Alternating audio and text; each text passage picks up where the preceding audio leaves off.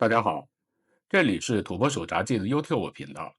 根据最新的消息，美国民营航天公司萤火虫航天的 Blue Ghost M1 月球探测器的着陆器，最快将在北京时间3月2号在月球表面着陆。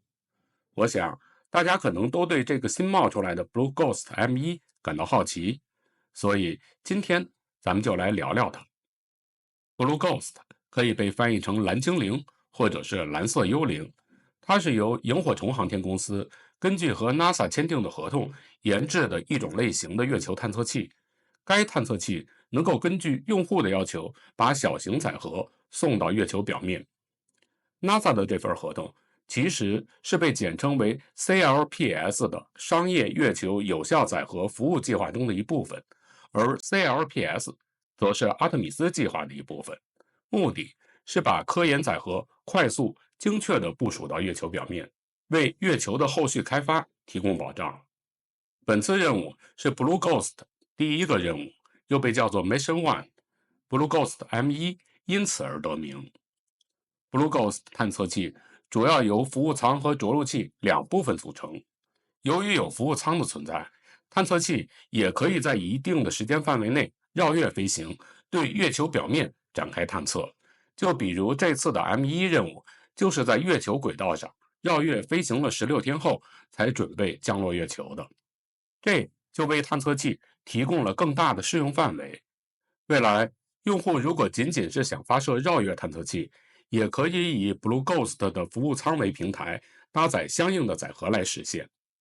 Blue Ghost 的着陆器主要由动力系统、着陆腿、通讯系统、电源系统和加热系统组成。它其实就是一个小型化的通用月球着陆平台，能根据不同的任务需求携带不同的有效载荷。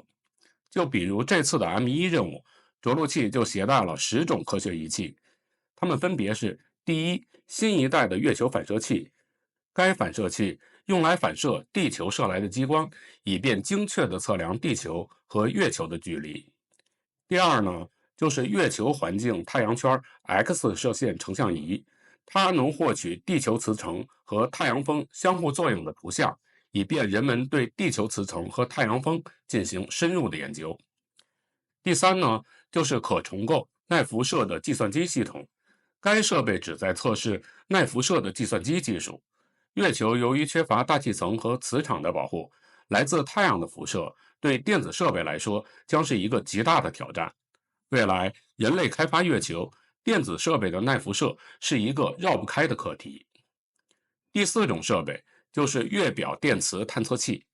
该设备通过记录月球表面的电场和磁场，来帮助人们分析月球地幔的结构和成分，促使人们对月球的内部结构有进一步的了解。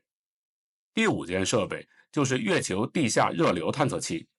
该探测器配有探头，能够钻探到月球表面以下2.13米到3.05米的月球风化层，探测内里的月流，帮助人们研究月球在不同深度的热特性，进一步增加人们对月球内部的了解。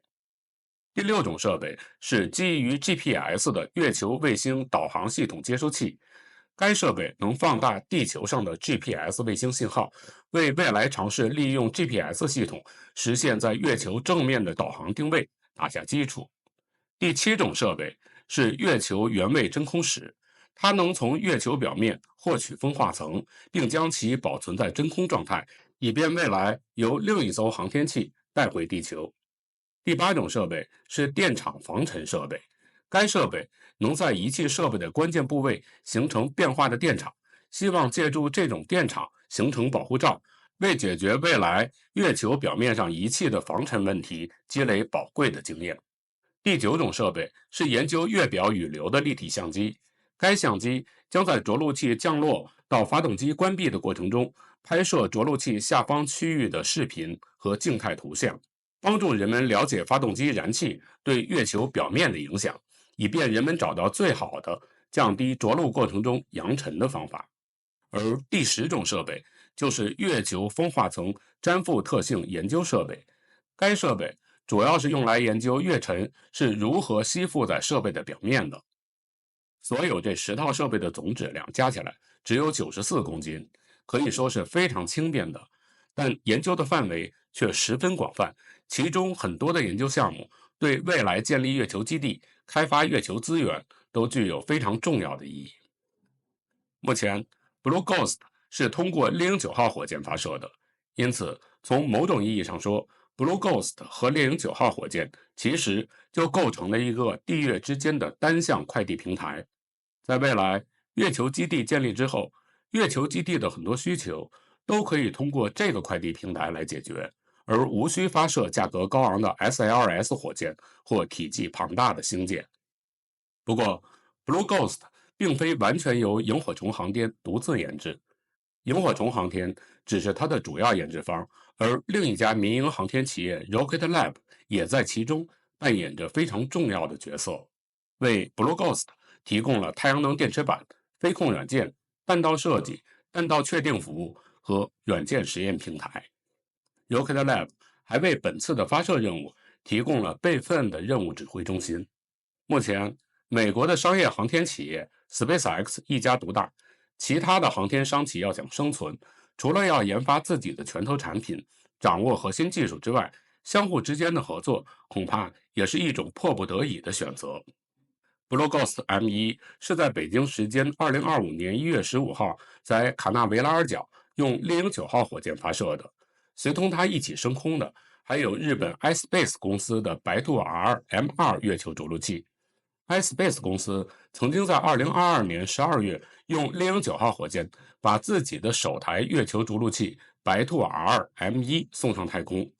2023年4月26号，白兔 R M1 准备在月球表面软着陆，但在最后距离月表89米的地方失联。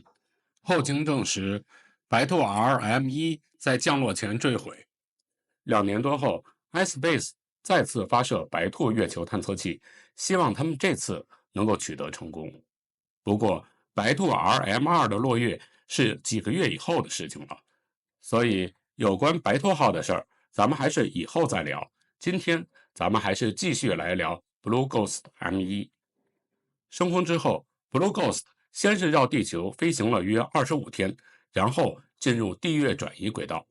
在地月转移轨道上，经过4天的飞行，探测器减速进入了月球轨道。探测器又在月球轨道上飞行了16天，终于 Blue Ghost M1 将尝试着陆月球。如果这次着陆成功， Blue Ghost M1 将利用一个完整的月球日，也就是地球上大约14天的时间，在月球的表面展开探测工作。它的实验成果无疑会对后续的月球任务提供大量的数据支撑。说到 Blue Ghost 的后续任务，根据计划，在2026年还会有 Blue Ghost M2 任务，28年还会有 Blue Ghost M3 任务。未来，随着阿特米斯计划的逐步落实， Blue Ghost 的任务可能还会越来越多，帮助人们更好地建立长期的月球基地。另外，现在看来，2025年很可能是一个商业月球探测的大年。